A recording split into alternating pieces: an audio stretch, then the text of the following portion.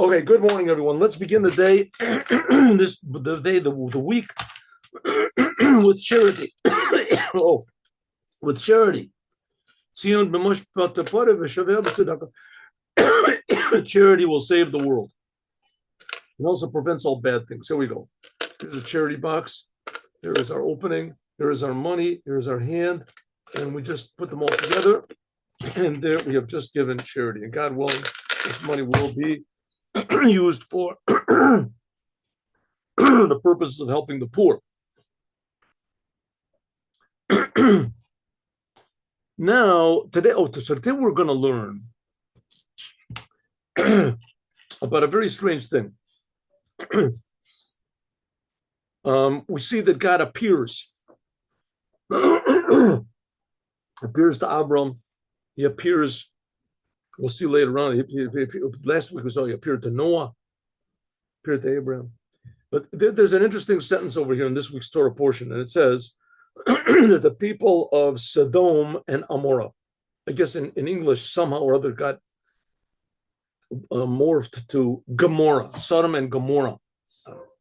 Anyway, Sodom and Amorah. And this was like a composite of cities, 5 big metropolis cities.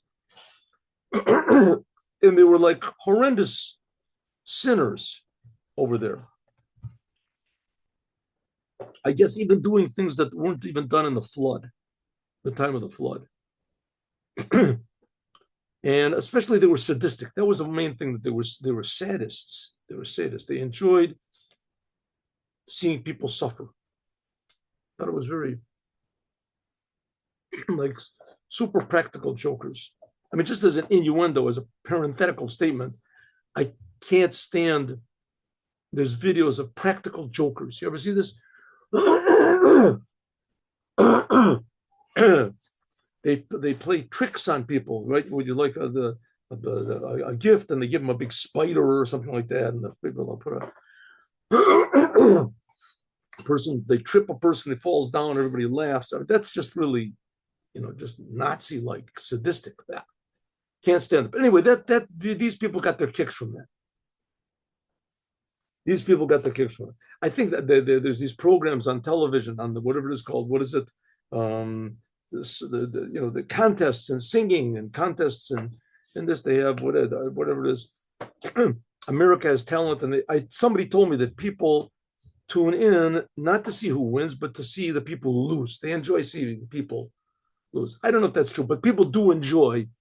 It's a perverse enjoyment of seeing others suffer. Well, that's what happened in Sodom and Amorah, whole big cities, and they just enjoyed torturing people and raping people and doing all sorts of crazy stuff. So God said, I'm going to go down and see what's going on there. God hears the screams of the suffering over there. I'm going to go down and see. I'm going to go down. Let's go down. So what does it mean God is going to go down? What type of a God have we got over here? What's God? Now, the whole essence of Judaism is God. That's the whole thing of Judaism, is only God. And how we can serve God, how we can reveal God, how we can be in tune with God, how can we make God feel at home in the world, and that everyone in the world should recognize God, because in Judaism, God is the creator. He's creating everything. He's creating all these other gods that all the other religions believe in. So God is also creating all the spiritual worlds. So it comes out that God is not spiritual. I know we've said this. This is like the topic of Chassidut. God is creating everything, and the worlds really don't exist on their own. There's no such thing as on their own. The worlds are being created all the time, including me and you. So if you're watching this, whether you want to or not, or you like it or not, or you realize it or not, you are being created right now by the Creator. Do you feel it? No one feels it. The angels a little bit feel it. That's why the angels are all going crazy. No one feels it naturally. But if maybe there's one person in every generation that does feel, but that's when you feel God, what do you feel? You feel a responsibility. because God creates us for a reason. When you feel God, you feel this reason. Okay, now the point is, how do we feel what is the reason? The reason is to serve God according to the Torah, to do what it says in the Torah. And that, believe it or not, will make the world perfect. Perfect the world. And when we see and feel that we're just creation, so we won't be selfish anymore. We won't be thinking about what's going to be with me. Am I going to go to heaven? Am I going to go to heaven? Will I be happy? Will I be rich? Will I be this? Right? What's going to be? People won't think about that. People will just think about, how can I serve the Creator better? That's what they'll think about. Okay. This mimer and the whole Chassidut, the Chassidut Chabad, is trying to explain to us a little bit about how God, on one hand, is totally incomprehensible, and the spiritual worlds are incomprehensible. Spiritual, we don't know what spiritual is, right? Some people, a little bit, we just imagine a person dies, he goes to heaven. That's spiritual. What does it mean? Right? Somebody dies, everybody cries, they're all berserk, going wild. What's the big deal? The guy just became spiritual. That's a terrible thing, right? Spiritual is terrible. I thought spiritual is good, because nobody understands. You can't grasp spiritual with your physical mind, and the reason is because the spiritual is infinite, but there's a lot of different levels of infinite, and it's infinitely real. The spiritual worlds are real, so we don't understand what the lowest spiritual worlds are. We don't understand what they are. And there's levels and levels, generally 4 levels of spiritual worlds, but really there's thousands, each one above the other one. Because all those worlds are subdivided. Okay. Another thing is how God reacts. There's a lot of religions that believe in God. God. And especially like there's the Eastern religions, a lot of them, they believe in these levels of God, a whole different level of reality, or whatever you want to call it. But they don't believe in a God that cares about every detail and that reacts to every detail that every human being does, and even more, that cares about every animal and provides food for every amoeba, for every this. They don't have a God like that. Like we say, Ein Kelokeinu, there's nothing like our God. Okay, so now the Rebbe is going to explain here how to understand God. What is God? What is God? On one hand, God doesn't really exist in any way that we can define existence. God has not got a measure. He's not big. He's not got a size, a color, anything whatsoever. All we know is the things that God does. And 99.99999% of that we also don't understand, like the spiritual worlds. It says that Isaiah saw these angels, Ezekiel saw the angels, the spiritual worlds, and these angels are everywhere, and they're 3 times as big as the universe, and there's an infinite number of angels. What does that mean? What does all that mean? We don't know what the angels are. So sure, we don't know what the creator is. Before God created the world, there was no world. There was no existence. There was no time. There's no such thing as before God created the world. Time, existence, consciousness, anything that we can possibly talk about began 5,785 years ago, with a month or two. Now that's when time began. That's when, so to speak, reality began. What was there before that? The creator. But the creator is not a creation. Now we're going to learn even more that aspect of God, which is called the creator, that's the lowest aspect of God. So God has aspects, facets, whatever you want to call it. So that means that God is limited. We're defining it, right? This is the mystery. It says that's the mystery of the 10 sfirot. The 10 sfirot are 10 aspects of God, but they are not anything like anything we can possibly imagine. But man is created in the image of God.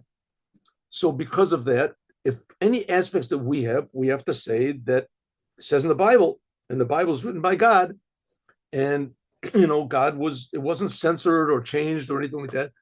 So this is the Torah, and it says that man is created in the image of God. If he's created in the image of God, it means that God must have an image. because it says it's B'Tselem Elokim Asotos, get created. But on the other hand, we know that God does not have an image. That, in fact, is in a way the sort of definition of blasphemy. Because if we say God has an image, it means that God is defined. He's separate from me. He's a thing. And that's idolatry. To say that God is a thing or a person or this, that's called idolatry. So how do we worship God if God has sphirot and God has, on the other hand, God must have something because he's interacting with us. He answers our prayers. It's forbidden to pray to anything else except for the Creator. And the Creator is infinite. So how does he answer our prayers? What does that mean? Who are we praying to? What's going on? Okay, just so people don't get too confused about this thing, which is very easy to do, and just say, listen, it's just I'm just not going to pray at all. So that's little children, they truly pray to God. They pray to God. They don't know anything about these Kabbalahs and the Sphirot and levels and worlds and all these things. They don't know anything about it. They know they exist and that there's a Creator and that God listens. That's all. They pray. God listens. The essence of God. They pray to the essence of God. Okay, but it is a commandment to try to understand God. That is at the very basis. That's the motto of Judaism. Shema Yisrael. Shema means understand. Understand, Jews, that God is our God and that God is one. What do all these words mean? That God is our God, and it's a different name. Hashem, Elokeim, these professors. I mean, it's really quite, amazing. It's like the story about the five people that, the blind man that describe what an elephant is. And so one says he's a rope because he felt the tail, and one says he's a tree because he feels his leg. So there's these professors, I guess in Judaology, whatever they call it, and they say there's different authors of the Bible, because in the beginning there's one name of God used, and then then there's another name, Elohim, and then there's another name, Hashem Elohim, which of course is totally wrong. It's totally wrong. But on the other hand, they got a point, because what does it mean? All these names of God. It must be that there's sort of like different gods or different authors, or something's changing over there. What's going on? What's changing? What's changing? We say, oh no, God never changes. So if he never changes, how does he answer our prayers if he never changes? What are we praying for? God never changes, right? So we say, no, God answers our prayers, and God cares about our prayers, and God is affected by our prayers. He's affected by our prayers because that's the way he set up the world, not because it really, we're really on the same level or something. But we're important to God. In fact, the teachings of Judaism is this world, physical world, and everyone in it is infinitely, infinitely important to God. So God has things that are important to him. That's the Torah. The Torah is written by God. Words, words, ink on paper, written by God. When God didn't write ink on paper, but God gave the Ten Commandments, which were etched into the rocks. Okay, so this is on one hand a very simple a topic. There's nothing except for God. And God answers all prayers. That's the way it is. Simple. But God doesn't want us to be only simple. He wants us also to understand as much as possible. And that's what we're doing over here. And the more we understand, the less we will be given to make mistakes. Because if you say you just have to pray to God, so all the religions pray to something. So maybe that's God. I remember once we took a tour. My wife had this thing once. She wanted to tour around the world. So we went to, where was it? It was Vietnam. And we took this walking tour with this guy, nice guy. And so we said, listen, we don't want to go into any, they have these places with these big statues of Buddha and these other things. So he said, we don't want to go into those places. We're not going to go to the churches. We're going to do this. And I don't think there's any mosques. It's permissible to a Jew to go into a mosque, by the way, right? Because anyway, we'll talk about that later. Not that they're any really, less, they're closer to the truth or anything. They're just a little bit further away from the lie of Christianity. But anyway, okay, so we went, we said, we can go into this place. It's a town meeting hall. I said, are you sure that it's not a place of worship? No, no. Maybe he didn't understand English so well. I went in. It was a room that wasn't really that big. I mean, it was really, but in the corner there was this like big statue of a lion or something, and then another corner it was dark, a statue of an eagle, and then there was like a giraffe or a horse or something like that. And I said to him, he said, "Okay, sit down, we'll talk." I said, "Tell me, in this place, do they pray to these things?" He said, "Oh yes, yes, yes." Yes, so let's get out of here. There were similar stories that also happened over there. So, but they pray. At least they pray to something, right? Praying to something. So Judaism is trying to get everyone to pray properly, to pray to the Creator. And the question is, how does it work? How is it that God is totally one and that there's nothing except for him, but he creates everything and he cares about everything? And that's what it says over here, that the people of Sodom and Gomorrah, that God came down to see. So let's go. Right, here we go. There's a book which is called the Zohar. The Zohar was written by Rabbi Shimon Bar Yochai about 1,800 years ago. And in this book, the Shimon Bar Yochai, like 500,000 people go up to his grave every year on the date of his passing, which is the 30. It's between Passover and the holiday of Shavuot.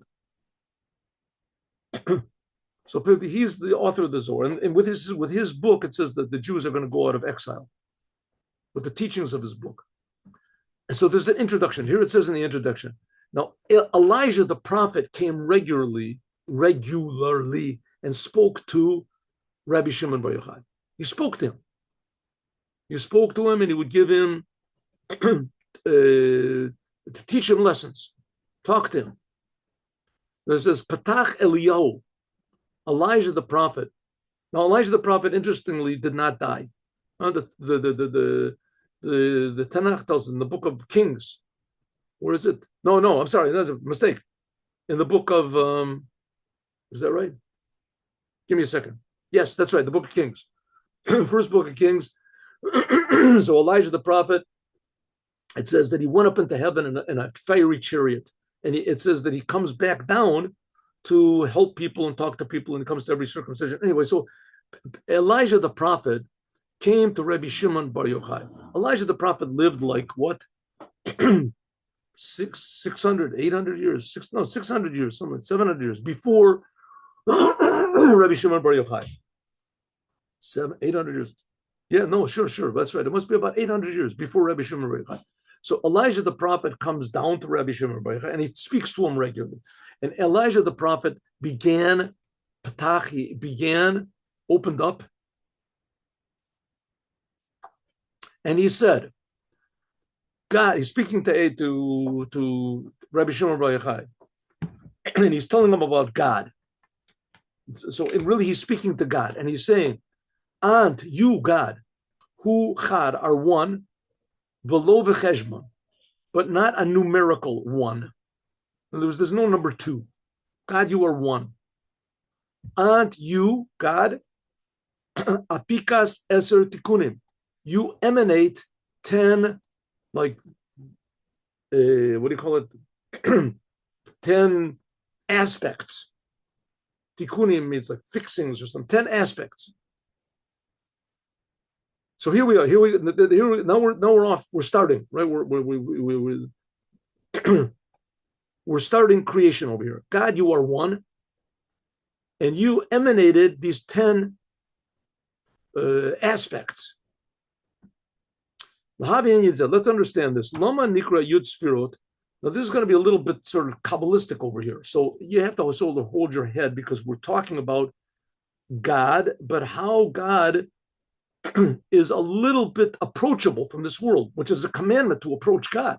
It's a commandment to believe in God and to love God, and a commandment to fear God and to be happy with God. You have to serve God with happiness.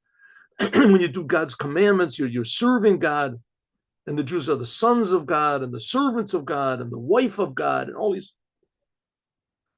So we have to relate to God. What are we relating to? Okay, so on one hand, it says, God, you are one, and there's nothing else except for you. You're not a numerical one. You are one, and there's nothing else. No.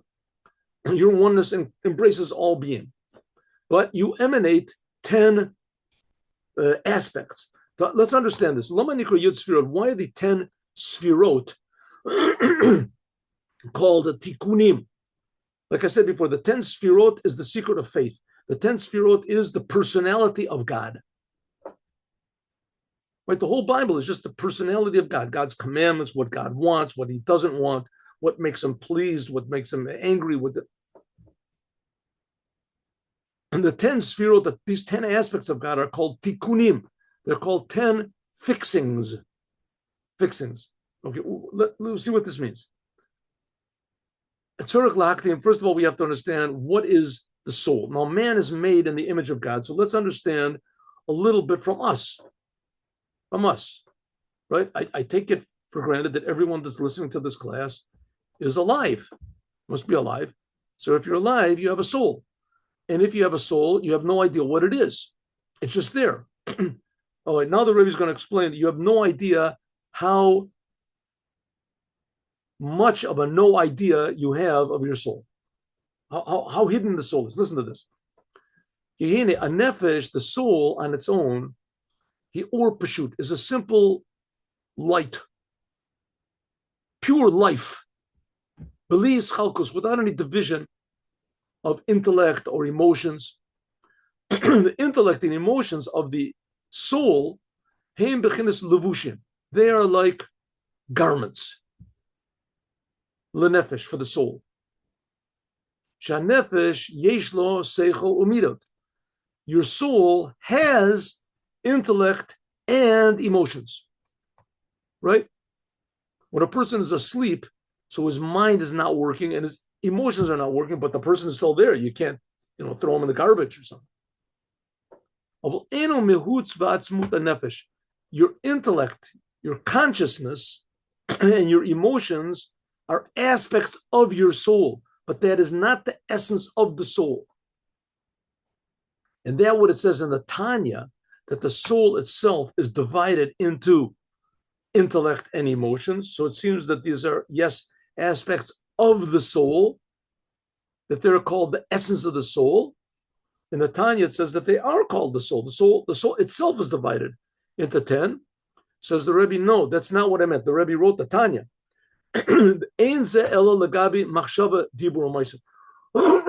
Only regarding to thought, speech, and action.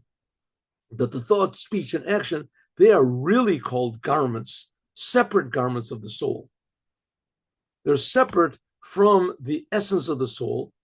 That the garments of the soul, thought, speech, and action, that's something like, regarding to God, Bria, Yetzirah, and Asiya.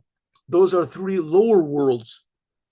Then on this it says, Levushin Tekinos Lan. It says in the next sentence, you have made garments for the soul. That they are the lower worlds of Bria, Yetzirah, and Asiya. Okay, so there's, in general, like I said, there's 4 worlds, 4 dimensions of God. There's aspects of God, that's called the Sfirot. And then there's the dimensions of God, that's the worlds. That's the worlds. So God manifests himself, he manifests himself in these 10 Sfirot, and through these 10 aspects, he creates the lower worlds, which the lower worlds are dimensions, each one of which is infinitely more real than we are here in this world. For instance, the world of Asiya is divided into 2. There's the physical world that we're in, but there's the spiritual worlds. That's where there's types of angels that are there. And then the world of Yetzirah, that's called the lower heaven. Bria is called the upper heaven. And above that is the world of Atzilut, which that's pure godliness. Of a seichel v'midot, but of one's intellect and one's emotions, even though that they are called garments, but they're not really separate garments of the soul. They are like the vessels of Atzilut, that they are totally one. Therefore, they're called the essence of the soul, but they're not really essence. So In the Tanya, the Rebbe says that the 10 sfirot of the soul are the essence of the soul. Now the Rebbe is explaining this. The Rebbe wrote the Tanya. So the Rebbe is saying, no, what I meant when I wrote there that the 10 sfirot are the essence of the soul means in comparison with thought, speech, and action, which they are really external expressions of your soul. So their thought, speech, and action, they are really external aspects of the soul. They're called garments. In relation to them, the 10 sfirot of the soul, they're called the essence. But the fact is, it's not so. It's just two different types of garments. There's external garments and internal garments. External garments are like thought, speech, and action. And internal garments are your emotions, your personality, so to speak. Elishem, they're called tikkunim. If so, the 10 aspects of your soul, your intellect, and your emotions are called tikkunim, like jewelry, precious, they're close to you. That the soul is fixed up by means of them. Okay, so let's get this straight now. Let's just talk about a human being. A human being has personality, abilities, talents, intellect. Says the Rebbe, that's not the essence of the person. That's the essence of the person, what we see, how he comes out. But the essence of the person does not depend on that. A person that is a total idiot, that has no intellect whatsoever, is still a person. A person that has no emotions, he doesn't express anything, he's in a coma, it's still a person. He's no less of a person than a person who's a super genius and an expert pianist and the head of the army and the king of the whatever of the country. He has all these amazing, tremendous talents. As far as talents go, and intellect goes, and emotions go, of course he's superior. But as far as being alive, being a human being, he is just equally to be a human being as, let's say, a fetus that's just born, that has no intellect, has known anything. That's sort of like the argument now with the abortions, is a fetus really a human being? Nah, because he doesn't talk, he doesn't think, he can't contribute, he can't make jokes, he can't take a political stand. So the fetus aren't, who needs them? It says here, it's not so. A fetus is a living being. It's a living being. Okay, let's not get into the argument about that. But the fact is, the point I'm trying to make is that life is essence. And the expression of life is intellect and emotions. But that's an expression of life, so to speak, to the person himself. But a more external expression of life is your thought, your speech, and your action. So if so, we have here a human being can be divided into 3 levels. Thought, speech, and action. That's how he expresses himself, so to speak, to the outer world. Thought is just a preparation for speech and action, but it still is relevant to the outside world. Then the person's personality and talents and abilities. That's garments, still garments of the soul, but garments that are close to the soul, a close expression. And then there's the essence of the soul, which is indescribable. It's pure life. The Rebbe is going to take this now to compare it to God. They call it extrapolate. I don't know what the word is. That the word? To God. The God is the same thing. This is called, so the inside of the soul, the aspect, the intellect and the emotions, that's called tikkunim. That's called tikkunim. That's called, like, I just say jewelry, you want to call it, shanefesh mitakenet umitlabeshes b'hem, that the soul is fixed up and enclosed in your intellect and your emotions. Like Targum Onkelos, like the translation of the word of Onkelos. He translated the Torah into Aramaic. Alpi lo yilbash gever simlat isha. Says a man should not put on the garment of a woman. Yilbash, what is the word yilbash? Lo yitaken gever betkune itza. So tikkun is like a garment. In your tikkun, this is like a tachshit. This is like jewelry. That he puts on it, mimenu. I mean, religious Jews, the men, they don't put on jewelry. It's very, religious Jewish men, they don't even wear a ring, a wedding ring, or they don't. Not that it's a bad thing to do. It's just that they don't do it. But women certainly do, right? Women certainly do. And other people in the world, they certainly do. So you put on a jewelry, it makes you feel different, right? Women, a diamond ring, to tell you the truth, this is the thing I never really understood because it's dangerous. You walk around with expensive jewelry. So he buys his wife like a necklace that cost $150 million. Oh, you shouldn't have done it. This is amazing. It affects the essence of her whole being. This is jewelry. I don't know where she can go out with it. Maybe I guess she has to have guards around her or something like that. But nevertheless, it's worth it to her to risk everything to have this beautiful piece of jewelry. And there's the laws of Shabbat going out that women sometimes there's a worry if they'll take off their jewelry in a public domain to show it, and then maybe they'll carry it because carrying is forbidden. In any case, jewelry is something that affects the essence of the soul, which is not the case. Clothes are okay. A lot of people put on clothes like jewelry, right? They have to buy a dress that's it's a $3 million dress in order to express it.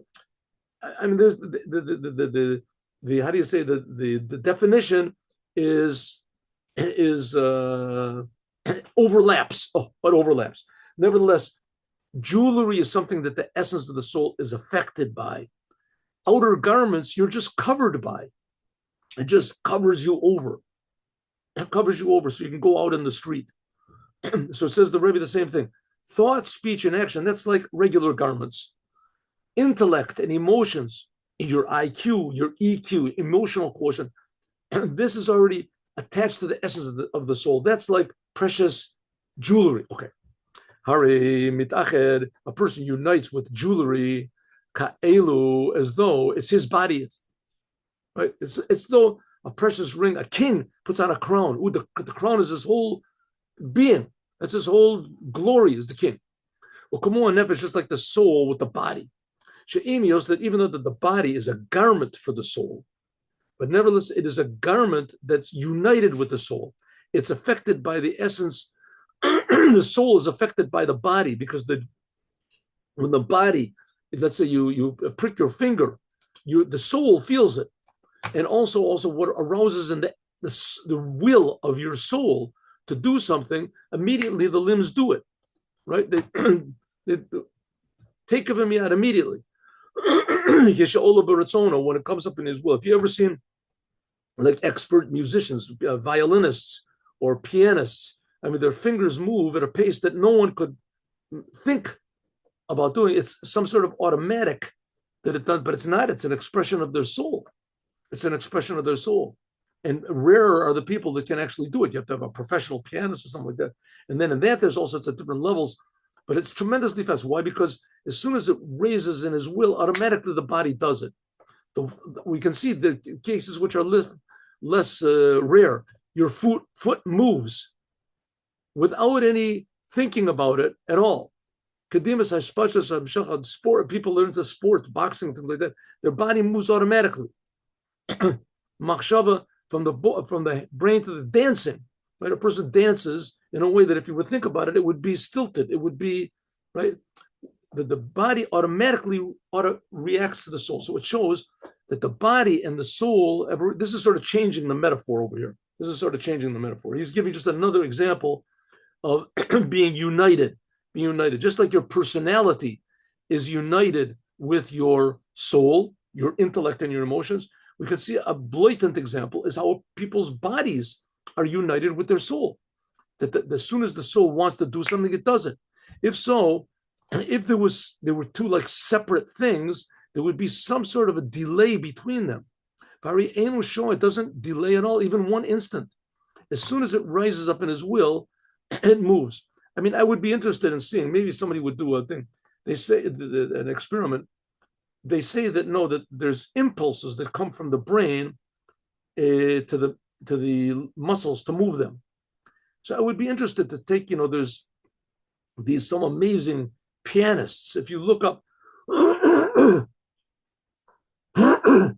you look up like the Chopin contests and these people, and their fingers move at such an amazingly fast pace, that, I mean, it's very difficult to understand. I mean, I would like it if somebody did an experiment this. if there really is any sort of even an imaginary or how do you say, what do you call it, a theoretical delay between his will and his fingers. It doesn't seem so. It doesn't seem so. It seems that these people who play these, amazing etudes or whatever it is, Liszt and these things, that there can't be a delay. It can't be any delay between the will and the fingers. I don't know, maybe I'm wrong, but it's just saying that how does this happen? Because the body, when it's healthy, is united with the soul. Okay, it's the lowest aspect of the soul. It's the aspect of the soul that's just action, but nevertheless, it's united. It's not because the body is united with the soul and the soul affects the body like as though it was. No, I'm sorry. No. Why is it that the body acts automatically? It says, Ein ze'elo, it's only because the body is united with the soul. That's how God made it. And the soul activates the body as it wants to, as though the body was the soul. Even though the body, of course, is just a garment of the soul, nevertheless, it is united with the soul. Similar also, we can understand that the union of intellect and emotions with the soul, that they are also only just tikkunim. They're not the essence of the soul. They are just something like the body. They're just added on aspects of the soul, but they're united. They're united with. Shehanefesh mitakenet umitlabeshes b'hem. The soul is in the intellect, but it's united with the intellect and with the emotions, like it's united with the body. The body is just an example we're giving, but in fact, the intellect and emotions are more united, an expression of the soul than anything else. Nowadays, they have these robots that they make, artificial intelligence robots that they work almost you can't tell the difference. They have it now where they have like simulated skin, and you can't, very difficult to tell the difference. Soon possible it'll do impossible to tell the difference between these robots and because of the way they act, the actions of them. So it's true that your body is united with your soul, but your body is not really a true expression of your humanness. On the other hand, intellect and emotions definitely is, right? A robot, it can act like it's sad, act like it's happy, act like it has love. You can train it to act like it, but it's not the real thing. Only a person knows inside. So that's a much deeper unity. So if so, with the soul, but it is not the soul. That's the point the Rebbe wants to make. As unified as your intellect is with your soul, and as human as it is not your soul. Your expressions and this are not what your soul is. Al yado po'elat hanefesh, by means of your intellect and your emotions and your thought, speech, and action, the soul has an effect on the world. Now, having an effect on the world is no small thing, because that's why God put us here. That's why God put us here, to have an effect on the world. But nevertheless, the Rebbe still wants to say that separate from our effect on the world, our deeds, our speech, our thought, there's something much deeper and closer to our soul, and that is our emotions and our intellect. And despite that closeness and unity, it is not the essence of the soul. Not the essence and the Rebbe wants to extrapolate this. We're going to take this now and put it to God. Now we can understand a little bit about how God is united with his emotions, but it's not the essence of God. Here, let's see.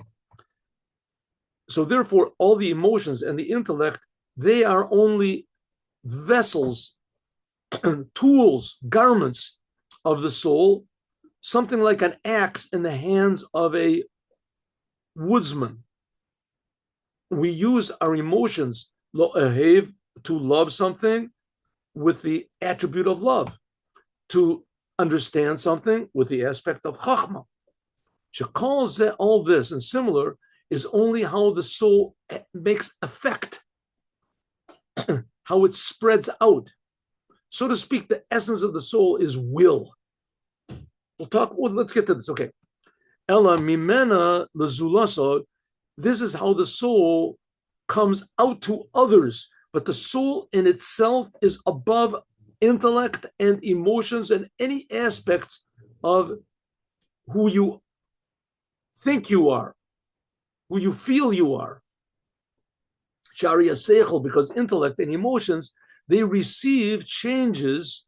They can be changed because emotions, sometimes they can be more immature, more mature. A child loves small things. Intellect also. The more that a person has experience, the more your intellect grows. You become deeper. You become more, I'll just say, more settled. Lo Shayach calls it, all these changes are not relevant to the essence of your soul.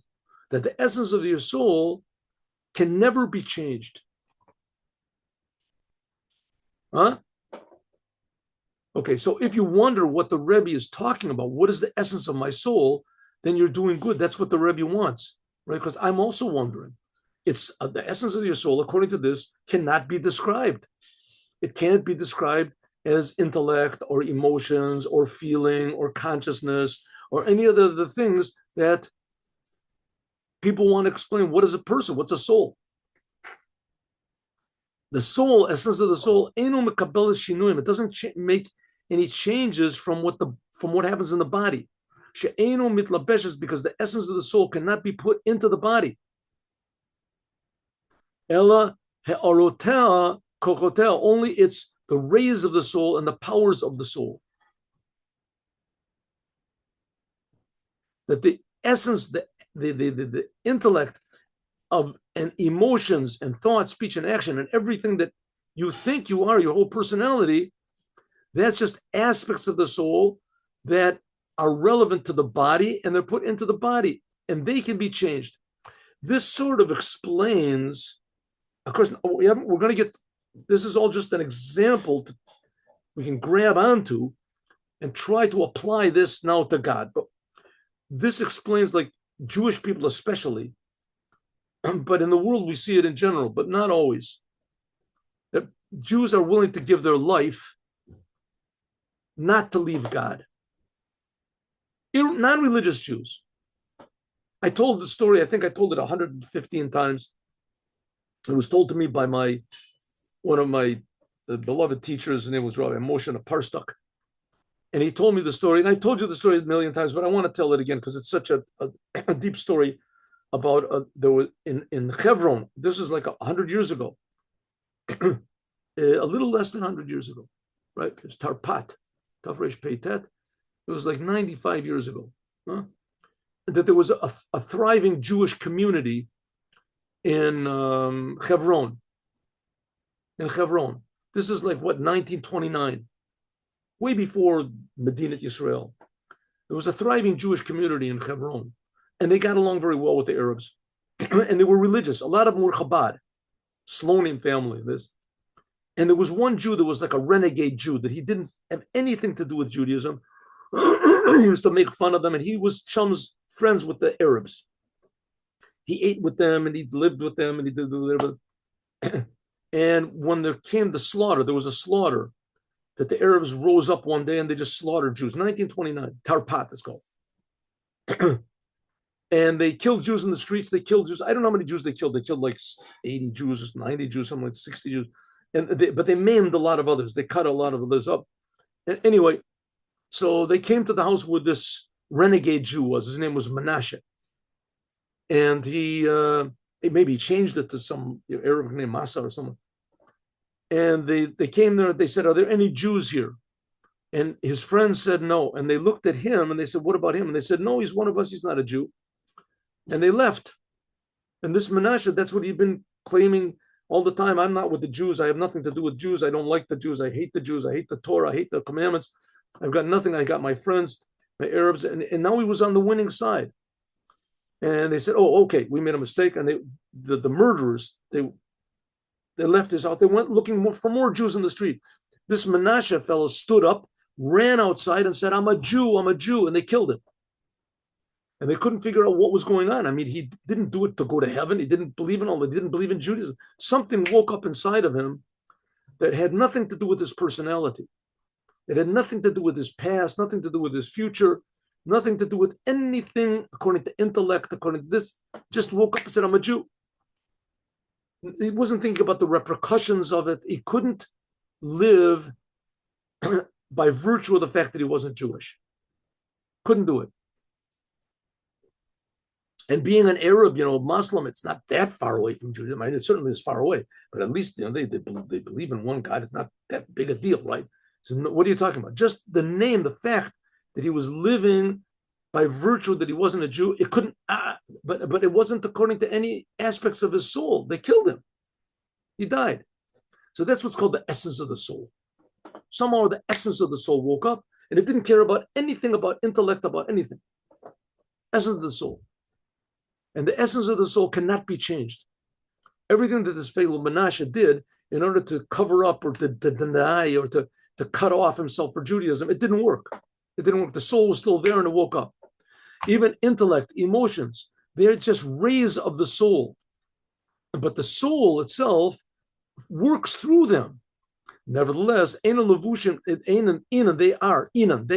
the Aramaic. They are just separate. I'm sorry. Nevertheless, they are not. They are not. Also Aramaic. They are not. Levushin nifradim. They're not. Intellect and emotions are not separate garments of the soul.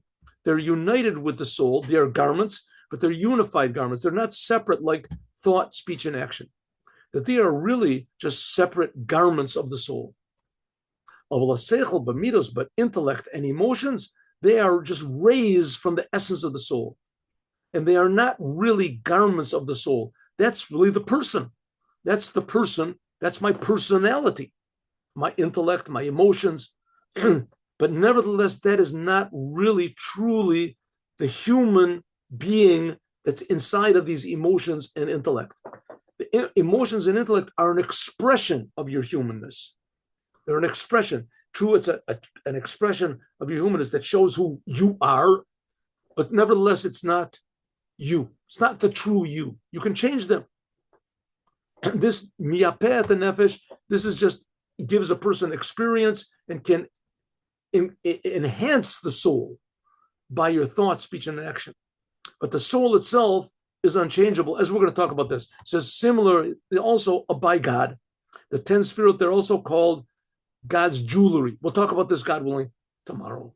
Now let's do the Yom Yom. So you got a little taste of Kabbalistic ideas, but not in the sense of taking you out of the world, and that you'll be spacey and spooky, and you'll be able to impress your friends and at the parties. Yes, the Shekhinah comes down and this guy really knows what he's talking about. We're talking about actual physical being happy with God and loving God and doing the commandments. The main thing is actually doing the commandments. That's the whole point. But doing it, knowing who you're serving. They're God's commandments, knowing a little bit of what God is.